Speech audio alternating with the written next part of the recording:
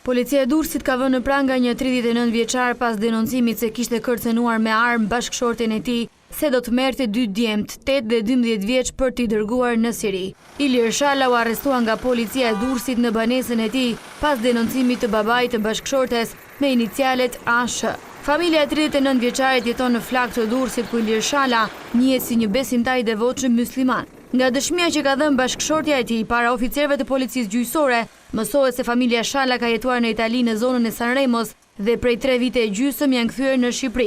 Nga dëshmia e dhënë mësohet se Ilir Shala gjatë qëndrimit në Itali ka patur kontakte me shtetas sirian, maroken dhe të tjerë persona nga vendet arabe.